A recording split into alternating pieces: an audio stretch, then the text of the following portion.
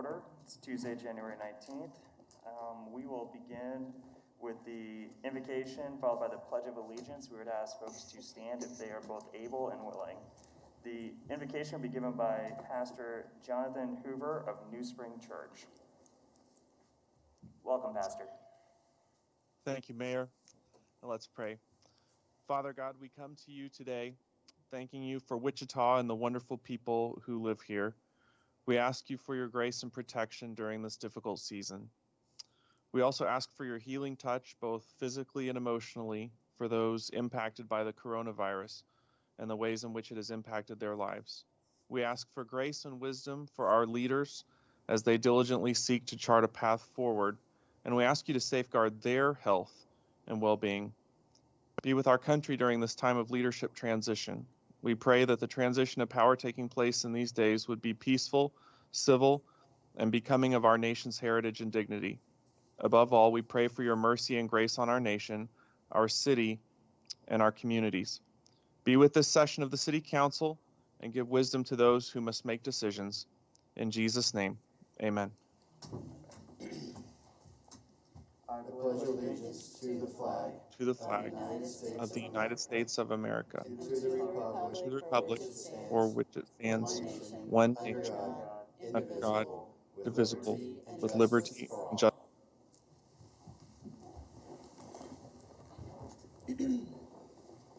All right, thank you, Pastor.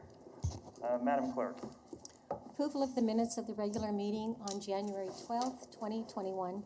Has every member had a chance to review the minutes?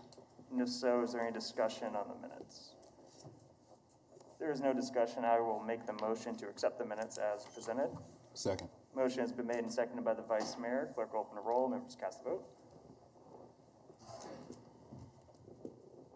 With the result of 6 yeas to 0 nays, the motion does pass. I should just take a point of personal privilege here for those folks who are watching online and might have noticed that we are all at the bench.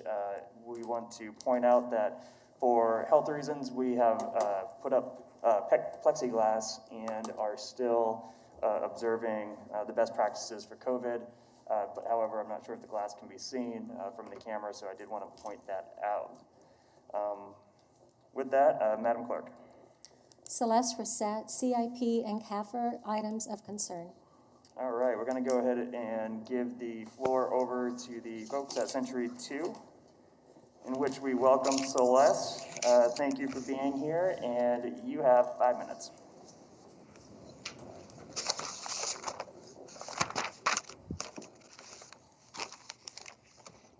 Good morning, Mayor and City Council members. Morning. During my research on city spending, I have come across numerous examples of errors in the comprehensive annual financial statement and the capital improvements plan. An $18 million error in the 2018 CAFR is my biggest mistake found so far. I'll be referencing these mistakes in my comments. A request for proposal is being drafted by City Manager Layton to privatize management of Century 2. He and I have been corresponding about this situation, and I am encouraged by this exchange. I respectfully request that I continue to have a voice with him in this matter. I also request that you stop the RFP process and instead take a wait and see approach. The COVID pandemic has hit hard. None of us know when convention business will return as normal and whether live performances will come back. Until the vaccine has been rolled out to everyone, people will be cautious to gather in close quarters. We need to stay flexible with a wait and see approach in these unprecedented times. Our employment is running over 70%, and going into this year, 300 employees have been laid off, 21 of them from Century 2 staff. City Manager Layton, in an email, agreed with me, this is not the time for development. You've got to stop promoting riverfront legacy. Further expansion funded by bond debt is not fiscally responsible. Several of our TIF district debts are falling behind. We're making interest and principal payments on an empty $50 million ball stadium, more debt payments, tighter budget. Don't proceed with this request for proposal. Stop the financial hemorrhaging until we're out 1 year. Here's my suggested plan. First, hire some of the original 21 employees furloughed from Century 2. City Manager Layton proposed to me that Century 2 will remain in place for a number of years. He acknowledges it will take several years to determine the new demand for conventions. Hire back some key employees who did conventions previously, provide just enough operational support and building maintenance for local car shows, garden shows, and similar conventions. Music Theater is scaling back productions with shows from April to November, and Wichita Symphony Orchestra is also scaling back performances. Second, the advantage of hiring back key staff gives you the flexibility to wait and see. Do not get locked into a private management agreement for 1 year or more. Stay flexible. Once we sign a contract, we seldom go back. Third, protect our public resource. Charter Ordinance number 221 says the funding from the hotel guest tax should go to Century 2, and yet $4 million has been spent on Jim Corrick's private Fairfield Inn and Water Walk. Brandon Stephen got almost $1 million for the ice center rink, and now he says he desperately needs another $1 million. Why? What for? Why does Visit Wichita take 40% of these funds and 100% of the T-bid only to build up cash balances and investments? Step 4, open the books and create transparency for hotel guest tax spending. Don't add another level of bureaucracy for a private contractor to hide behind. Entries labeled in the city's financial reports are rife with errors. Jim Corrick's Fairfield Inn debt has been labeled as stormwater utilities and has nothing to do with stormwater. Brandon Stevens' ice rink debt is buried in the CAFR debt schedule, payable by our property taxes, and I still can't figure out how much he owes us to date. By creating another layer of bureaucracy, you are preventing transparency. Is that your intention? Fifth, explore other funding sources. Historic tax credits are what local businessmen, including Bruce Rowley, who voted against the historic nomination of Century 2, used to fund his building, the Forex. Century 2 and the former public library both made it on the state and federal historic registry. Use the expertise of volunteers from our Save Century 2 committee to appraise the building. Let's work together on determining upgrades and apply for state historic tax credits. Repurpose the building if need be. City Manager Layton told me he was willing to work together with me on the future of Century 2, and as he put it in an email exchange, find the best way to maximize the benefit from existing facilities. If that is true, then let's review my 5-step plan. First, hire back key Century 2 employees. Second, stay flexible. Don't sign a private management contract. Third, protect Century 2 and other cultural facilities. Fourth, provide transparency on hotel guest tax spending. And fifth, explore other funding sources. Apply for historic tax credits. Hit the pause button on a private contract for management of the facility. And for heaven's sakes, publish mistakes I find in the city's audited annual financial statements on your website, so the next citizen trying to determine where our taxpayer money is going won't have to dig so hard as I have done. Thank you. Thank you, Celeste. Next, I guess we don't have a next speaker. How about next item on the agenda, Madam Clerk? Councilmember Bluebob would like to speak. Oh, sorry, I didn't see you on there. Councilmember Bluebob. Thank you, Mayor. Hey, Bob, do you have any knowledge, is Visit Wichita investing the T-bid money somehow? Do you know anything about that? Could you look into it if you don't? Sure. Okay, thanks. Further comments or questions? See none. Madam Clerk. Consent agenda items 1 through 10. Has every member had a chance to review the consent agenda? And if so, is there any discussion on the items? Councilman Bubak, you're still on the board? No, still. Oh, is it? Okay. If there are no questions or discussion on the consent agenda, I will go and make a motion to accept the consent agenda as presented. Second. Motion has been made and seconded by the Vice Mayor. Clerk will open a roll. Members cast the vote. Result of 6 yeas to 0 nays, the motion does pass. Madam Clerk. 2021 State Legislative Agenda.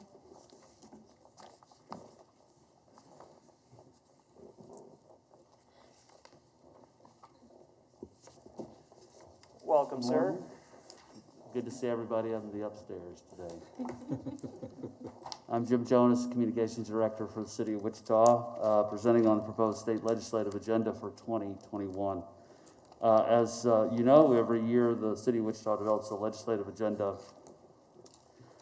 that guides the actions and focus of the city's contract lobbyists. At last week's January 12 meeting, council directed staff to more broadly share the legislative agenda with residents to seek and consider their feedback before council approval, which we did, and I know several of you got some feedback from the public.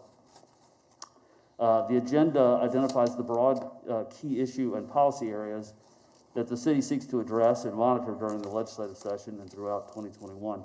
Bright and Carpenter, along with Jenker Savati, represent the city's interests within the Kansas legislature. Marley Carpenter is with us by Teams if you have any questions for her. So the legislative priorities, as you can read on the screen, focus on big bucket areas. In specific, COVID-19 recovery to support recovery efforts, including additional assistance for local businesses in the city of Wichita and the region. Health and safety, first to support funds and programs to help fill the gaps between state and local behavioral health funding, and for safety, to support funds and programs to protect the health and safety of all Wichitans. Transportation to support funding of critical road and highway projects and the expansion of passenger rail in the state. Remote sellers tax to support the ability of local governments to collect all taxes, including on local sales and compensating use tax on remote sellers. And Star Bonds to support the renewal of Star Bonds program in Kansas.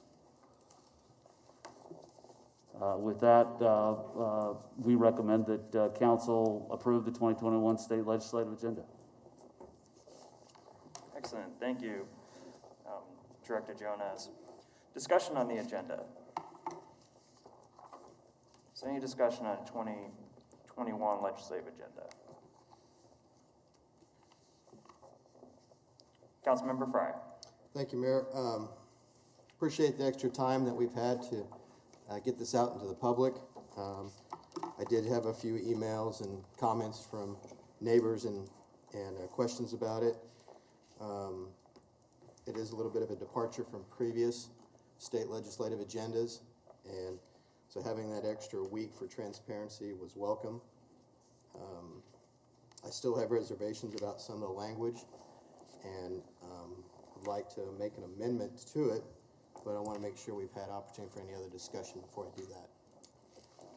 Councilmember Johnson. Thank you, Mayor. I just wanted to give some of the feedback I received because I told folks I'd say it. So from social media, there was concern or hope that our agenda would consider modifying that homestead tax credit for citizens here in Wichita, advocation for the removal of food sales tax or a refund of food sales tax, some support for significant changes or investment at the Kansas Department of Labor, and there was a criticism that these are categories that did not come from people. And lastly, from a number of folks, there was no specific support for the bill that Representative Finney had introduced last year regarding the towers. There is a broad category, but not specifics. And a lot of what I heard was just the lack of specifics in that. And that, as I've talked to you already, Jim, probably due to our modified process, because normally we have an extended period between October and December to do this and engage the public and get that feedback. And with the pandemic and everything, we weren't able to. So I just wanted to voice those. And then personally, I hope as we go forward, even after today, we look at supporting some forms of criminal justice reform that I know are coming, and I've heard folks reaching out to their legislators about. That's all. All right, other general comments on the item? All right, I think Councilmember Frye, did you want, yeah, let's go public comment. Sorry, Ms. Burns, I didn't see you there. I normally get a text message from Naomi or someone tell me there's people there, but I'm guessing you are interested in speaking to the topic, so you have 5 minutes, and welcome. Thank you so much, good friends. You contribute so much to making our city attractive to new businesses and new residents. Reading the Eisenhower Legacy Transportation Program, I see that almost all KDOT funds are devoted to cars and trucks and their highways and interchanges. I note with delight it supports the expansion of passenger rail in Kansas as a key component for keeping and attracting young people as part of a strong workforce. However, there is only 1% in the whole KDOT district for walking and biking, which are even more desirable to young professionals who might relocate to our fair city. I think all of you know my passion for active transportation, for those 1/3 of Wichitans who are usually outside of cars, including plenty of 20-somethings and 30-somethings, plus the COVID unemployed who cannot afford to drive, plus the wheelchair folks, plus all our 8-year-olds and 80-year-olds. They also deserve safe, even comfortable ways to their groceries, schools, and jobs. I urge your support to amend the transportation section of your legislative agenda to recommend increases in rail and bus and bike and pedestrian. Thank you so much for taking good care of all your constituents in Wichita. Thank you. Are there any questions? I think you're good. Thank you. All right. Mr. Mayor, we have 2 more speakers. I was gonna say, yeah, I apologize. I should have checked with you, but let's go ahead and get the other public speakers as well.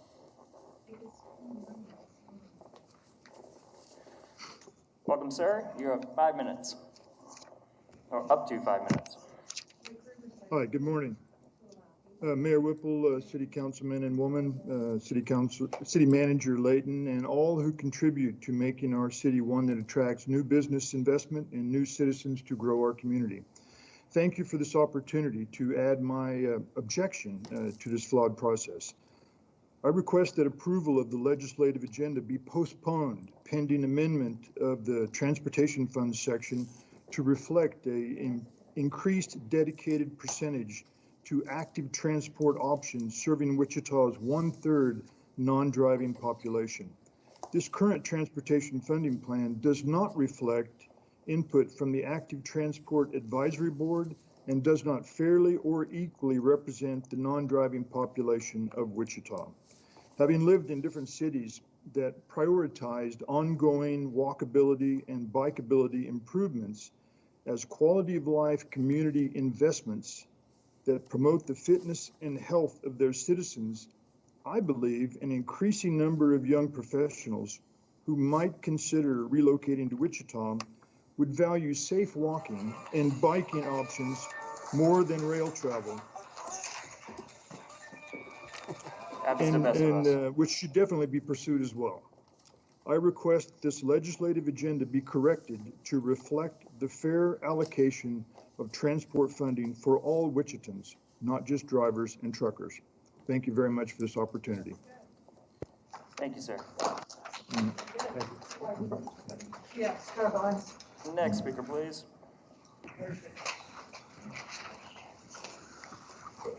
Celeste, welcome back. Thank you for the opportunity to comment on the city's proposed legislation. The first thing I want to say is I disagree strongly with star bond renewals. We have not yet complied with the Department of Commerce to provide follow-up on the issuance of star bonds for the amount of tourism that was promoted by those star bonds, which is the whole point of them. For example, we have 22 million in the Stryker Sports Complex, and we have 42 million in the ballpark. And we need to do follow-up on star bonds to prove if they really did result in increased tourism.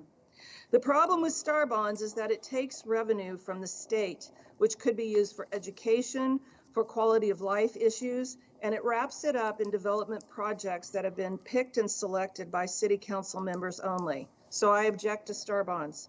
Second, you all received a letter with a copy of proposed legislation from Save Century 2 Committee. One bond we had labeled the Historic Buildings Act, where historic buildings that are owned by the government, the city in particular, that are over 80,000 square feet and on the National Registry should be protected and only sold, leased, or destroyed with citizen vote. I didn't see that on your legislative agenda. We also asked for a Municipal Initiative Reform Act, which would make the collecting of signatures limited to 5,000. Now granted, Save Century 2 in times of COVID did an outstanding job with our 400 circulators, and we've received and gave you 17,265 petition signers. But our Reform Act says that in larger cities, let's cap it at 5,000. If there's an issue that taxpayers are really interested in and it means something to them to be heard, you need to allow a cap of 5,000 signatures instead of 25% of the previous municipal election. So what happened to these two pieces of legislation that each of you got a copy for?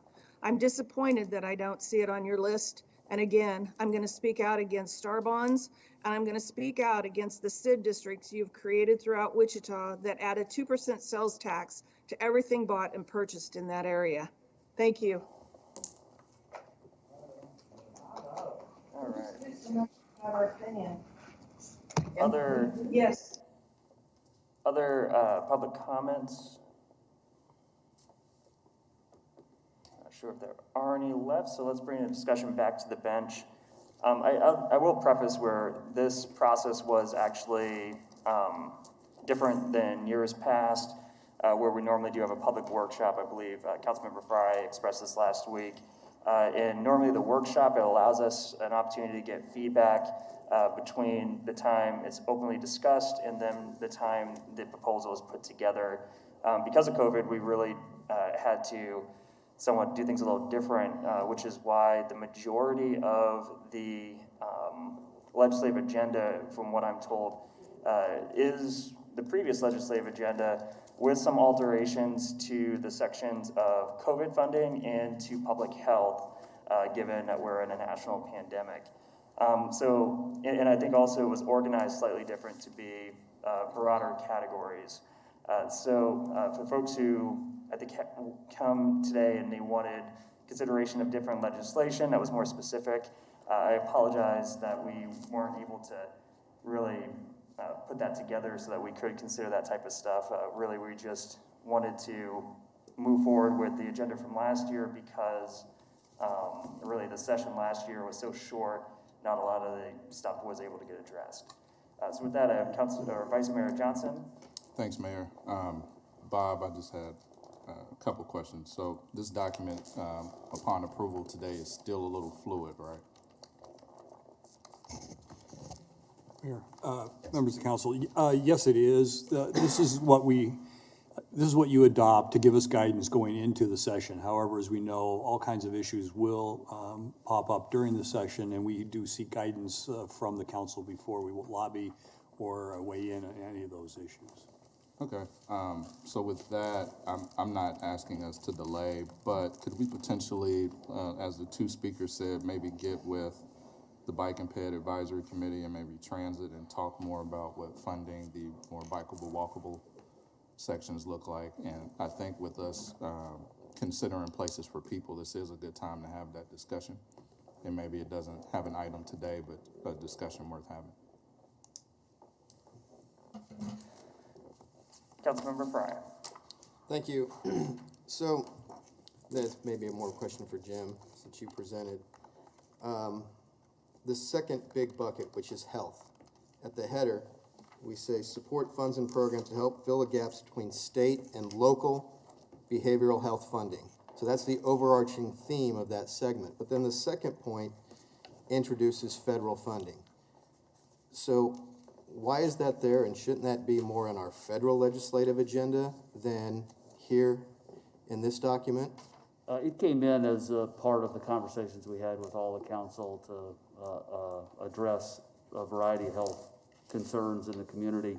But that would be your call to say if we need to be that specific. Yeah, it just feels out of place there, because I know we do have COVID funding support elsewhere in our state legislative agenda, and hearing some of our federal platform, I know we have that scheduled for later this year for presentation, but obviously there would be federal COVID funding there as well. So this just feels unnecessary, since the overarching theme is behavioral health. And I know that is the county's top legislative agenda as well going forward. And so I think as a body, we want our strongest agenda in Topeka, and staying focused on behavioral health makes the most sense. So I would move that we strike that bullet point from this agenda item. So I'm gonna jump in real quick. There is a lot of cases, 2 points to make, and then we can get to the motion. There's a lot of cases where money actually comes from the federal government to the state government and then gets allocated from the state. We've seen that with the CARES Act money. We've seen that in other situations as well. And to target only behavioral health or mental health, I think we also miss a big aspect of overall health, where folks who have access to a primary care doctor, once they are in let's say a yearly checkup, might be asked by that doctor a series of questions which will lead them into behavioral health care, or would lead them into mental health care, because they might not have known that they would qualify for mental health care, or know that they are on the onset of possibly a mental health situation without that primary care as well. And so I just only say this because, one, you have the technical reality that money sometimes goes to either the county or to the state before it comes down to us, and I don't want to give the message that we're not in favor of our taxpayer money coming to help our folks. And also the health reality that micro-targeting one specific sector of health, that alone isn't in its own vacuum. So behavioral health actually, and mental health actually correlate with physical health, and I'm worried that if we don't take a more wider approach, we might miss out on opportunities that our neighbors would take advantage of. But with that, your motion was to, can you go ahead and read the full line you'd like to strike, and then we would see if you get a second? Okay, again, because I'm worried how this could be interpreted and language that could be used to promote a certain aspect of federal funding, I ask that we remove the second bullet point. My motion is to remove the second bullet point from the health section titled Support Access to Federal Funding, Helping Cities Maintain and Provide Critical Services for Their Citizens.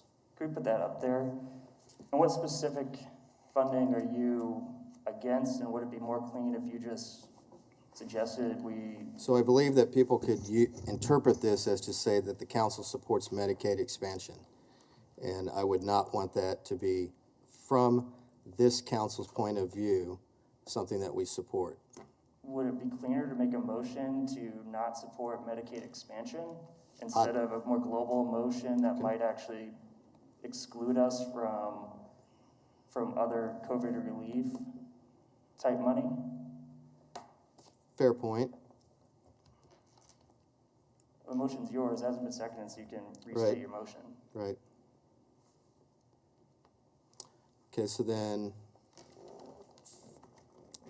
I will retract my motion and make a new motion that is, as part of this, so I gotta make sure I word this correctly.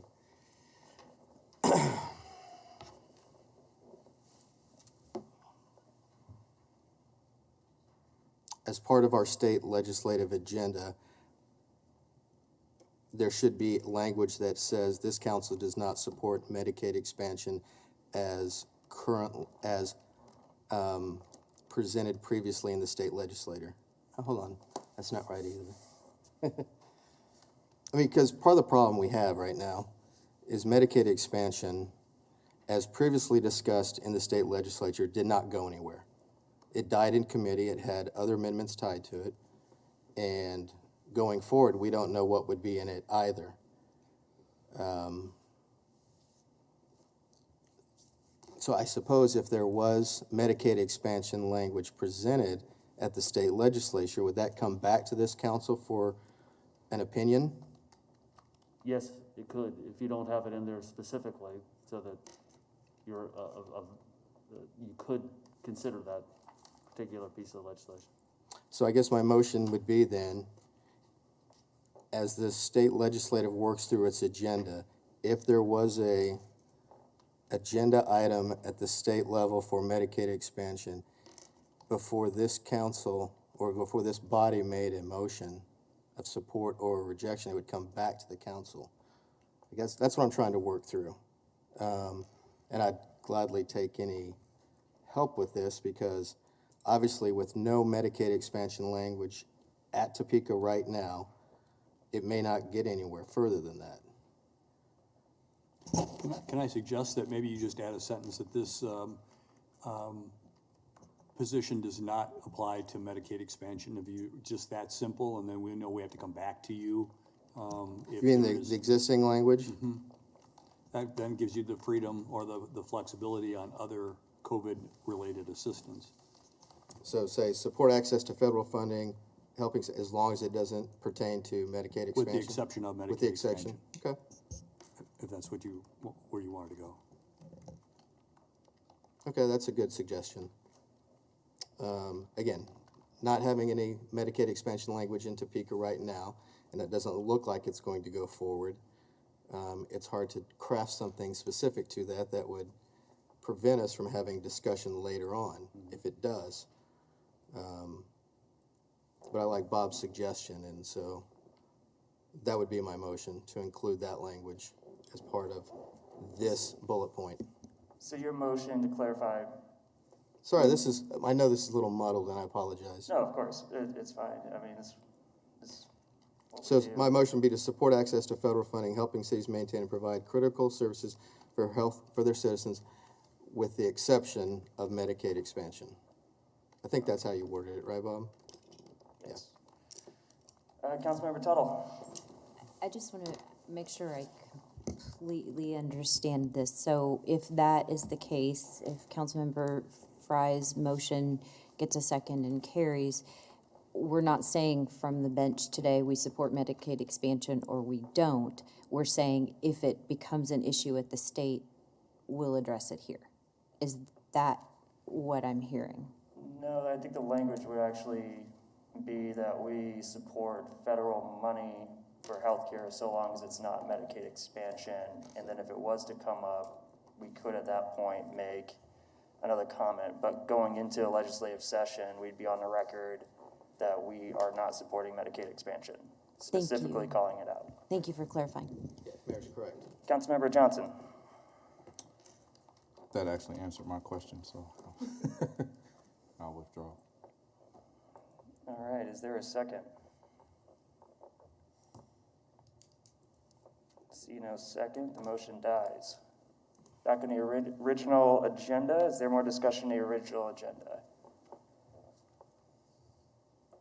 See none. Oh, not Vice Mayor Emeritus, Councilmember Plago. I've never heard that title before. I think that I like what Vice Mayor Johnson said about having conversations, but we have talked about active transportation for some time, and the advisory board has also. So I would like to move that we add to our transportation that we support expanded funding for active transportation, just as simple as that. Second. Motion has been made and seconded, and just a comment on the motion. I also had a discussion with a constituent about asking for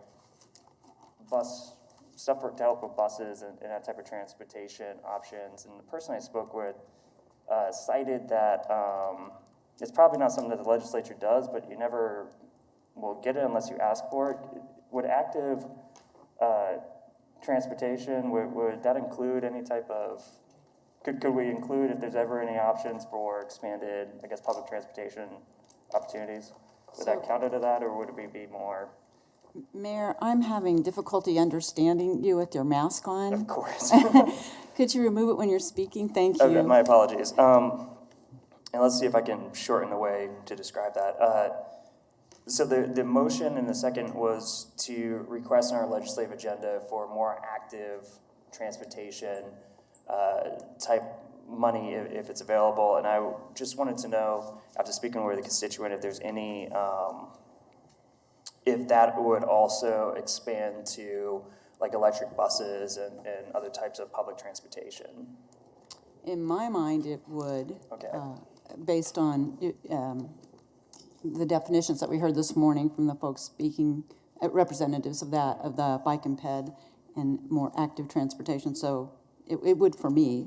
Okay, and that's what I thought too. I just wanted to clarify the intent of the motion.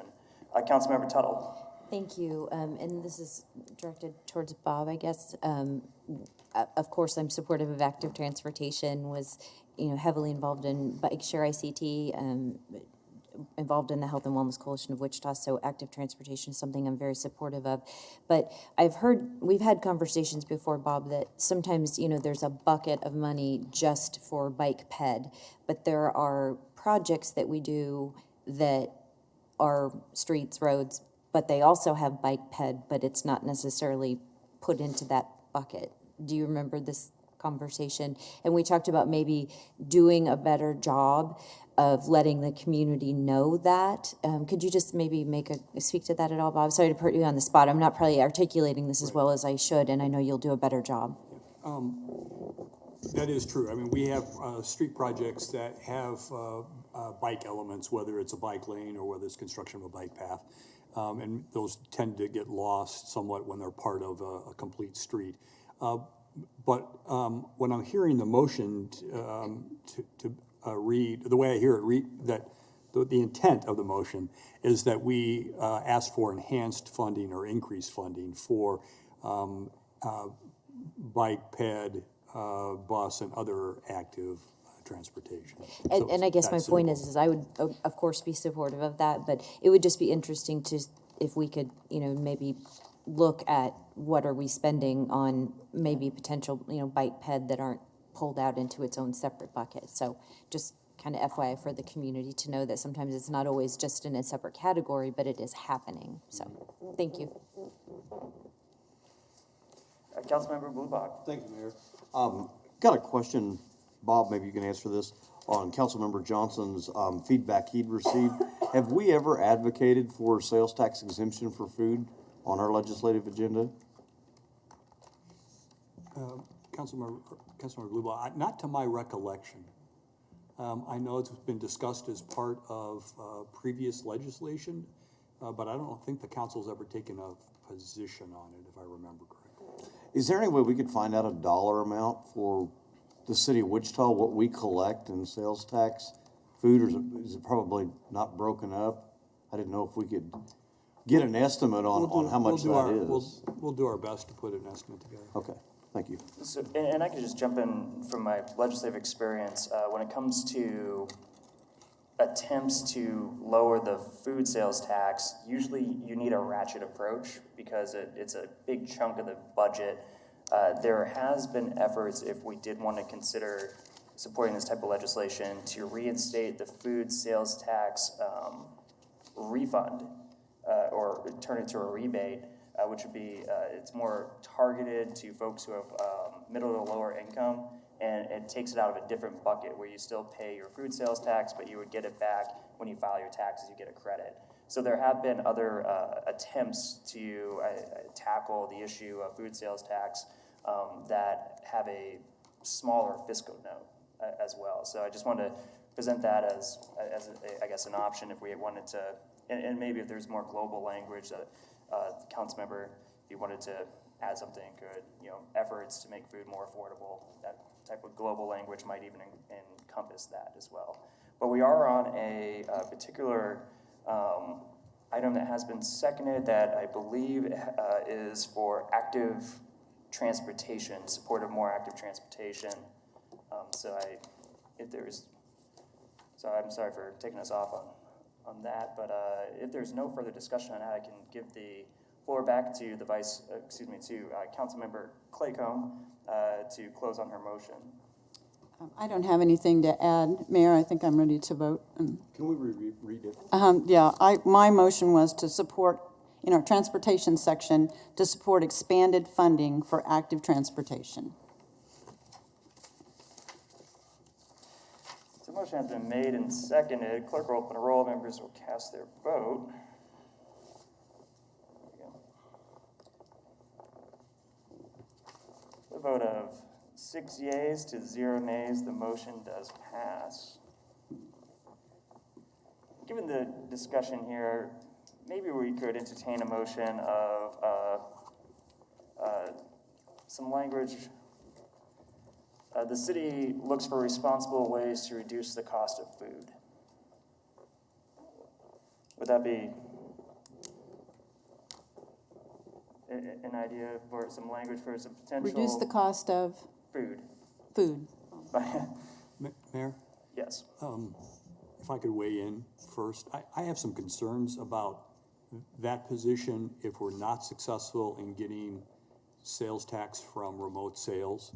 Because I think in the legislature, if you remember, the trade-off has always been to provide cities with that sales tax from the electronic sales, and wrapped up into that bill then was the break for food.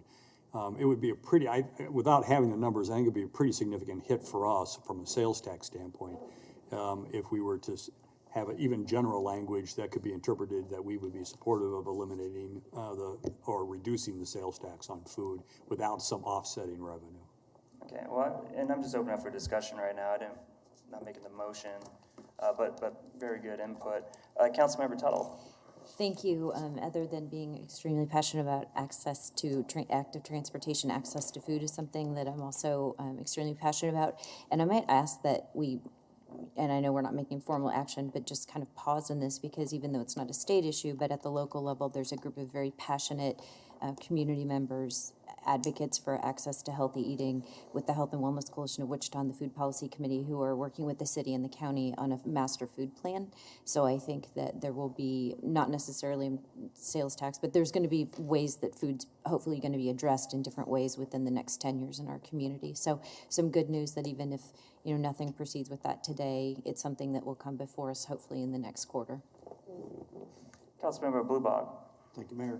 Bob, I want to clarify what you're saying. Are you saying maybe where we're advocating for the electronic sales tax, maybe we could add a portion to that we're asking for that revenue and then asking for some possible relief from food sales tax? I think until I answer your previous question, I'm a little concerned about taking a stand on that, because I can't tell you I don't want someone to cherry pick our legislative agenda and see that we have a provision in there to eliminate the sales tax on food, but even though we understood it as being conditioned on getting remote sales tax or tax on remote sales, I can't tell you the magnitude yet. And so what I'd like to do is tell you how much money we're talking about, in case somebody, again, misinterprets our policy and thinks that you're just straight up endorsing elimination of the sales tax. And I know we're already behind the curveball on this, and delaying it anymore would be the first week of February. And is that just getting us too far behind in Topeka to get our legislative agenda moved forward? What I would prefer to do is to have you adopt the plan, and that with the understanding that we're going to get back to you on that sales tax issue.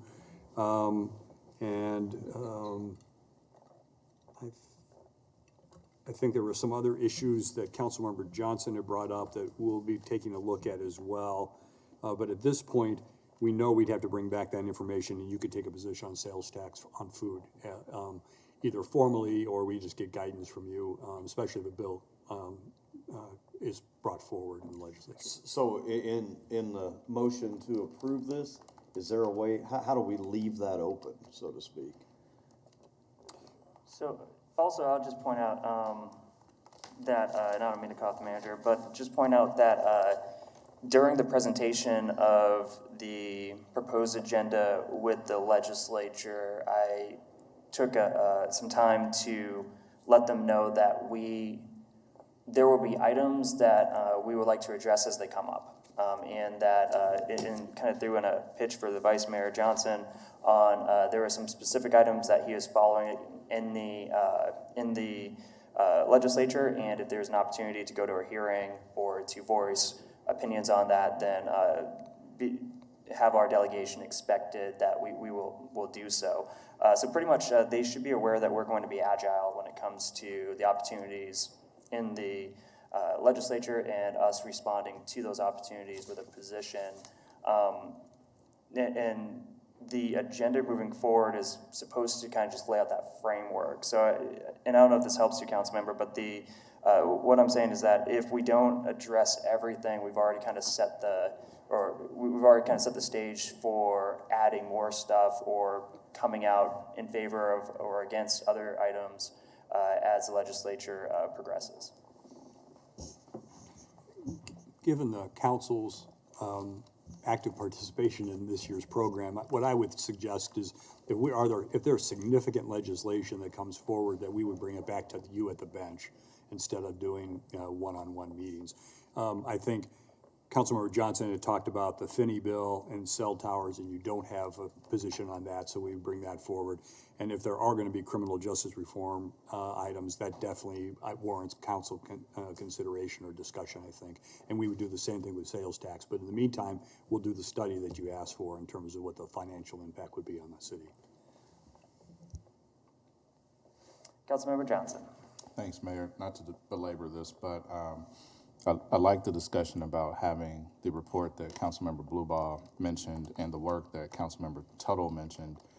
And if no food sales tax bill comes up this session, would it be, I guess I'm asking everyone, would it be beneficial if we took the master food plan, the report we get from about the impact on the city of Wichita, and maybe just sit down with the South Central delegation and work through, because maybe there won't be a bill this session, but we can prepare ourselves for next year, work with them on crafting that with the information we have from the master food plan, knowing the impact that it would have on Wichita.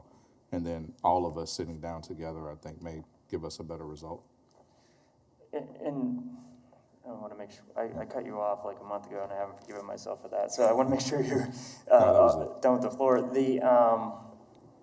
So if the legislature goes without a hitch, and what I mean by that, they don't follow what Missouri has experienced by having to shut down due to a COVID spread, there is typically a break, I want to say in February, where the legislature comes back and there's usually another public forum. And there might be an opportunity, and I'm asking this of staff, where perhaps if it's safe to do so, if there's a way that we can do it, we could meet with the delegation either virtually or in person and kind of get a midway point where we'd have a better idea of where the legislature is going, what the priorities look like. We'd actually have a better idea of the tax revenues by then because the reports will come in. And it's something I don't think we've done in the past as a city. So it would give us another contact point where if something is coming through or there's an opportunity, we could, re-highlight some of the important legislation that we'd like to see come down as a city. So if we could look into like when they go on that break and if it is safe, if there's any way that we could meet with maybe even just the chair and vice chair of the delegation, if it's not safe to meet with more folks. But I think that would help us out a lot because it seems like there is a lot of interest in ensuring that Wichita's voice is heard. We can do that. All right, anybody else who'd like to speak to this item? All right, if not, then I will make the motion to take staff's recommended action to approve the 2021 state legislative agenda as amended. Is there a second? Second. Motion has been made and seconded. There's no discussion on the motion. Clerk will open a roll. Members cast the vote. With a result of 5 yeas to 1 nay, the 1 nay being Councilmember Fry, the motion does pass. Madam Clerk. 2021 railroad crossing improvements. Sir, welcome. Mayor and council members, Gary Jansen, Public Works Engineering. The item before you this morning is a request for funding for 2021 railroad crossing improvements. There's approximately 185 railroad crossings within the city, and we have an annual funding source within the CIP that's really helped us out over the years to develop a relationship with the multiple railroads we have through the community and to help improve crossings. And I just wanted to show you a couple of places where we have recently made improvements. Sorry about that. Going back one, this was on Lincoln Street, and I apologize I didn't have a before picture, but as you all know, over the course of time, and especially with some of the changing weather environment we have, can start to create some issues at railroad crossings. This was one that was done in the last year or so on Lincoln Street, and then we had an issue down on MacArthur for quite some time. We'd heard a lot from the public about that, and we're able to finally work with the railroad to get that improved. So we work with 4 railroads specifically within Wichita. Generally, the concerns and complaints come from citizens. We also try to have staff keep an eye out on crossings that look like they're starting to become an issue. The railroad also has plans at certain times in areas that we try to make sure we're able to engage with them at that time. This funding source has really been great to help supplement what they are doing with annual plans, with specific areas where there are problems. Sometimes this funding that the city provides can be used to upgrade crossing material, to extend the limits of the crossing. There's a lot of factors that go into each one. For 2021 right now, the funding is earmarked primarily for the Bailey Corridor and multiple crossings of the Bailey Corridor.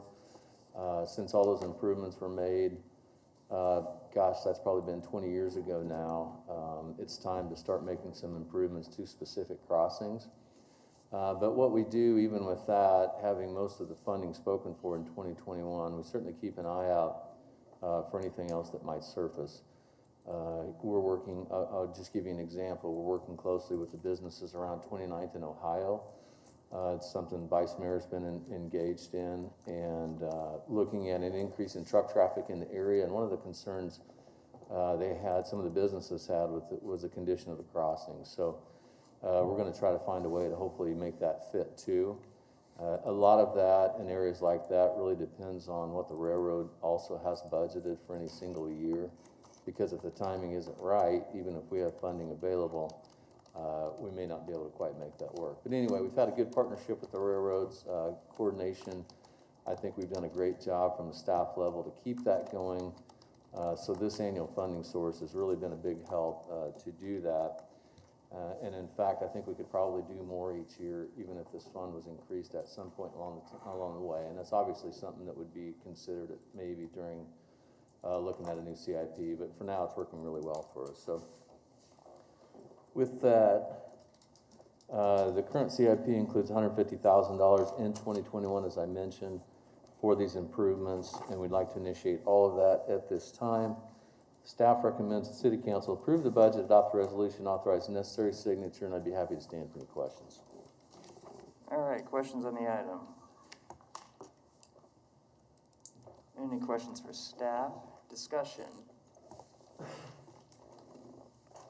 There's no discussion. I will go ahead and make the motion to take staff's recommended action to approve the budget, adopt the resolution, and authorize the necessary signatures. Is there a second? Second. Motion is made and seconded by the Vice Mayor. There's no discussion on the motion. Clerk, open a roll. Members cast the vote. The result of 6 yeas to 0 nays, the motion does pass. Next item, or Madam Clerk. Ordinance authorizing use of Hyatt proceeds. Welcome. Morning, Mayor, members of council. It's Bob. Mr. Manager. Thank you, Mr. Mayor. Back in 2017, City Council allocated approximately $6 million in Hyatt funds for a number of neighborhood projects in their districts. Subsequent to that, as projects evolved, council amended the original allocations.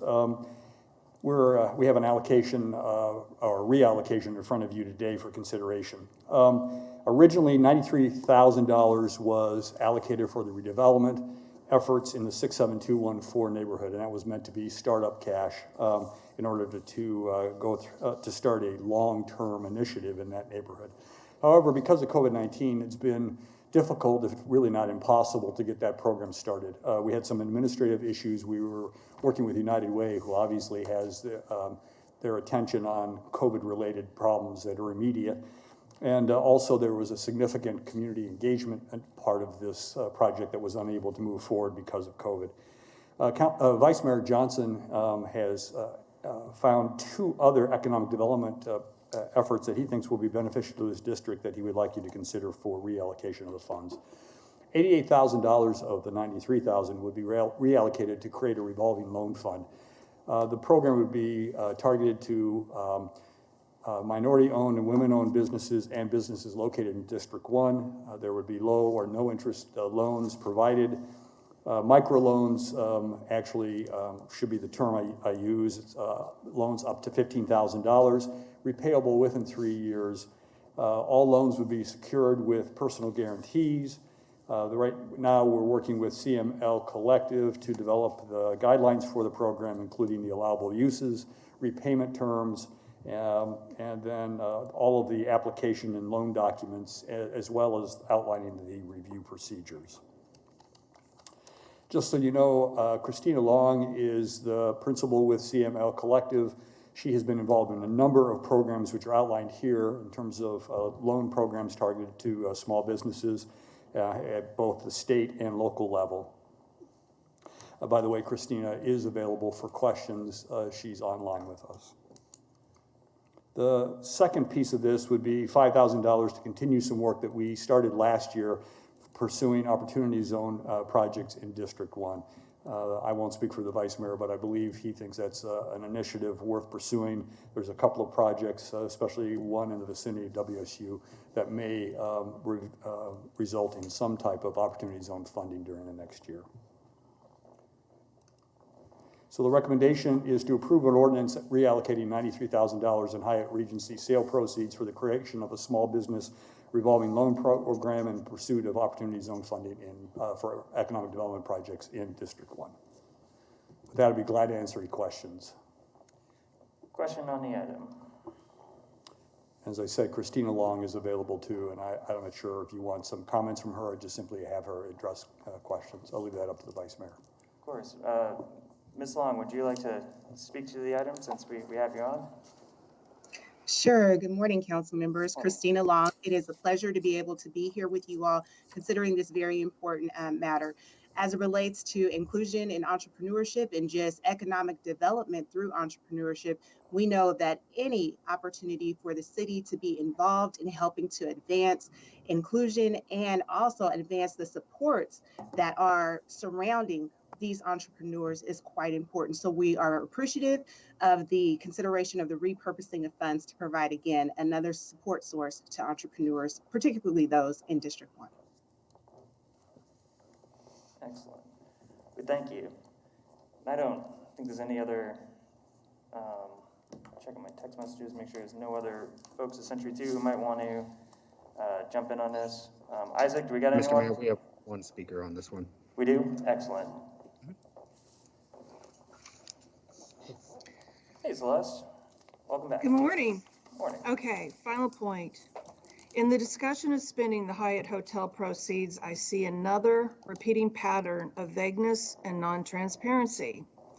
All of you, City Manager Layton, City Council members, refer to the proceeds of the hotel sale as if we have money to spend on great projects. 3 of you are up for re-election this year, and it's interesting that you're promoting this as some benefit in your district, but in truth, the sale of the Hyatt Hotel resulted in a $12 million loss. So why don't you refer to this, just truthfully, let's have accountability and transparency, as a loss from the Hyatt Hotel, which was bought in 2001 and then sold at a loss. All of these taxpayers who you want to benefit paid property taxes to pay off the debt for the Hyatt Hotel. And instead of refunding those higher property taxes with the sales proceeds, you've parsed out the money for projects in each of the various districts to make each of the city council members in those districts look like they're doing something special from the district. But buried deep in the 2016, 2017, 2018, and 2019 comprehensive annual financial statements are notes in the financial statements that identify these loss. It's a special item loss on the sale of the Hyatt Hotel, and we lost $12 million on this hotel. The CAFR notes state, on September 2016, the city had approximately $31 million in capital assets, net of accumulated depreciation related to the Hyatt Hotel, which included $5 million in capital improvements. This resulted in a loss on the sale of the Hyatt Hotel of approximately $11.8 million on the government-wide financial statements and $20 million in revenue on the fund financial statements. The city then went on to use $14 million in various pavement maintenance projects and transit programs. I have nothing against where you decide the proceeds are going to. I just want you to be open and honest with taxpayers about how you got these funds. They came from taxpayer property taxes. They came from us. We didn't have a choice about a property tax refund when you sold the Hyatt Hotel. You decided to use the proceeds for other purposes. So I'm going to close with this one warning about the debt we're taking on. General fund reserves are projected to fall below 10% this year, which will be below the city of Wichita's stated policy for reserves. You all should be deeply concerned. The general fund pays for firemen, maintenance of streets, and just about every expense associated with running a city. If the general fund disappears and the reserves are gone, you won't have anything extra for food markets or helping in different districts that you are concerned about. I am willing and always freely sharing documents from the city's own financial reports showing how tight our financial situation is becoming. So I will just say again, be open, be honest, and use the actual words you need to describe the Hyatt Hotel sale. It was sold at a $12 million loss. Just mention that when you go on to say how the proceeds are going to be spent. That's all I ask. Honest and accountable government. Thank you. With that, I do have a question, Mr. Manager. Are we going under or going to fall under the 10% this year? Mr. Mayor, no, we're not. Okay. Thank you. All right, so discussion on the item for the ordinance authorizing the use of the Hyatt proceeds. But the Vice Mayor wants to say something about this. Vice Mayor Johnson. Thanks, Mayor. Before I say what I was going to say, I'd just like to highlight for the citizens of Wichita what we heard from our previous speaker, whether you feel value or not. I think investments from the sale of the Hyatt in Harrison Park, Dock, which we all love, neighborhood grants in District 3, a neighborhood inspection pilot in District 3, saving the Starlight Drive-In, Wichita Promise with WSU Tech, Pawnee Prairie Park, the Proc Wetlands, and a renovation at Evergreen is very worthwhile to the citizens of Wichita and the residents of those districts, in addition to a challenge grant for Dunbar, neighborhood grants which have helped with dead tree and sidewalk removal or repair here in District 1, supporting Storytime Village, the Urban League, more opportunity for change in the city of Wichita for folks going through Wichita Promise to go from making maybe minimum wage or being unemployed to working and making upwards of $50,000 per year,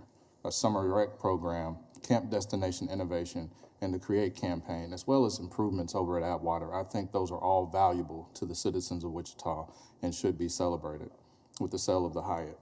So I'm appreciative of all that the council has done before I was on council and while I'm on council to help out the citizens of Wichita. Christina has outlined a big way in which this funding can help with the reallocation. I've heard from several businesses over the years that just needed $5,000 or $3,000 or maybe $10,000 to help out, and they weren't able to. And this type of funding opportunity helps fill those gaps to make sure that they can access their American dream. So with that, I would move that the council place the ordinance on first reading and authorize the necessary signatures. So I will second and speak to the second. I think that the Vice Mayor came up with with Ms. Long, came up with a really incredible opportunity to not only invest this money back into our community, but invest it in a way where Wichita as a whole will continue to feel that investment. The more folks we have who take risks with entrepreneurship and then actually are successful in their business, the more folks we have who grow their business. That means that we're creating more jobs, we're creating more tax revenue, and we're creating more opportunity, most importantly. I think that this is going to be that gap filler when you're looking at the small business that's looking to take that next step, but a traditional lender might not be interested in lending $5,000 or $1,000, and a microloan program might be, as has been shown in other areas, might be that lifeboat to that next step so that businesses can continue to grow. So I'm not only excited to second this, but also excited to see the results of this as it grows. So with that, clerk, if you would open up the roll. There's no more discussion on the motion. Motion is made and seconded with a result of 6 yeas to 0 nays. The motion does pass unanimously. Thank you, Ms. Long, for being with us. Thank you for having me, and thank you for you all's support. Of course. Madam Clerk. PUD 2020-10, city zone change to create the Vassar Apartments planned unit development to allow for apartment development on property zoned B multifamily, generally located northwest of North Vassar Avenue and East 16th Street North. Good morning. Scott Wadle from the Planning Department, here to present this item. The applicants are applying for this planned unit development zoning in order to allow for an apartment development near the intersection of Vassar and East 16th Street, which is generally located 1 block south of WSU. The subject site is currently vacant, and a portion is used for parking for the apartment to the north. The applicant has indicated that the proposed development will have up to 50 dwelling units and will be up to 3 stories tall. The planned unit development zoning would provide custom zoning for the site based largely on the underlying MF18 zoning. The recommendations by the Planning Commission includes the following customizations. Custom setbacks, including 0-foot setbacks along East 16th Street and Vassar, a building height restriction of 38 feet, and a parking ratio of 0.8 spaces per unit. In addition, the Planning Commission recommendation for approval of the rezoning is conditional and would require the applicants to apply for and receive an administrative adjustment to reduce the parking needed for their apartment building directly to the north of this rezoning site. The subject property is largely surrounded by properties zoned multifamily. Most of the properties are developed as apartments, and some are single-family homes. Southwest of the site is the City of Wichita Fairmount Park.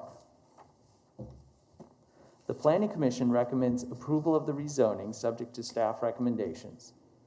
District Advisory Board 1 recommended approval of the rezoning subject to staff recommendations with the condition that the planned unit development be amended so that the building setbacks along 16th Street and Vassar Avenue match what is shown on the PUD drawing.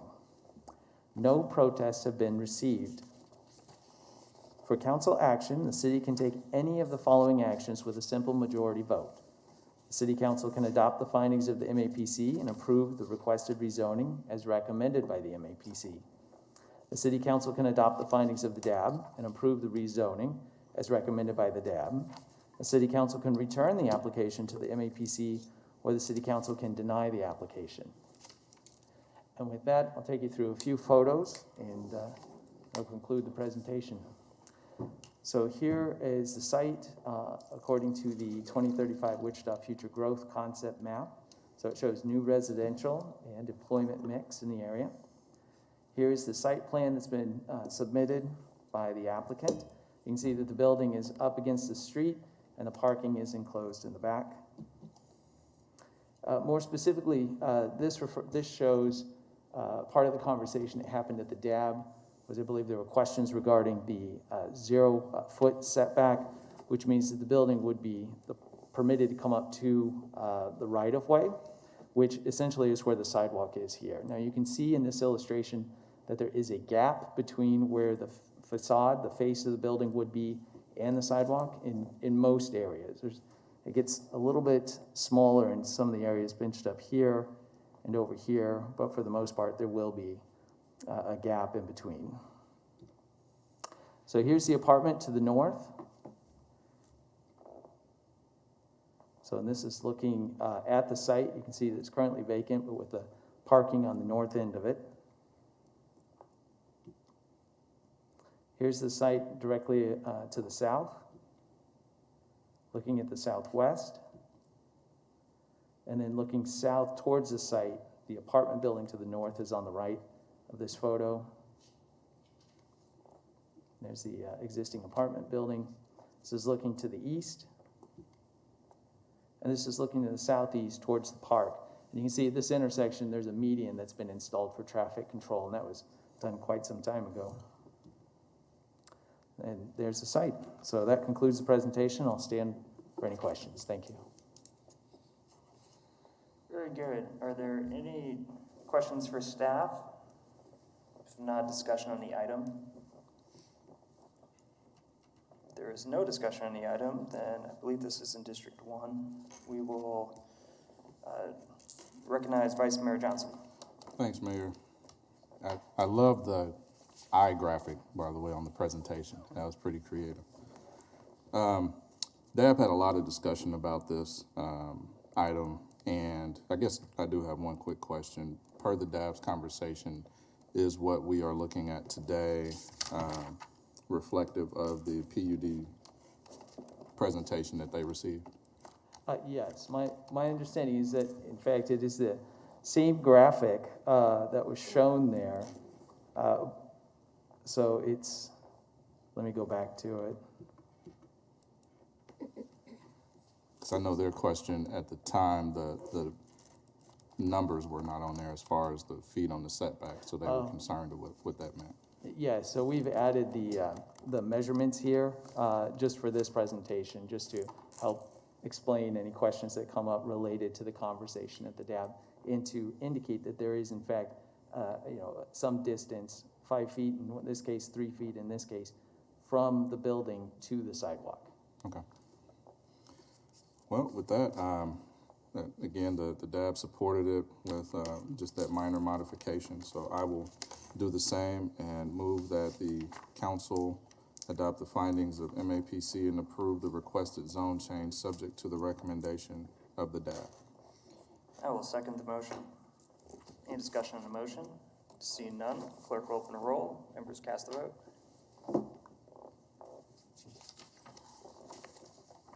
With the result of 6 yeas to 0 nays, the motion does pass. Madam Clerk.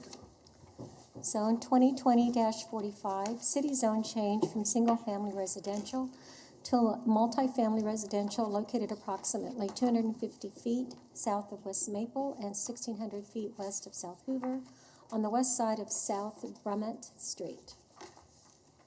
Scott Wadle again from the Planning Department. The applicants are applying for a rezoning from SF5 single family to MF18 multifamily. The subject site is located near Maple and Brummett. Site is currently vacant. Properties to the north, west, south, east, and northeast of the site are primarily zoned SF5 single family and have single family homes.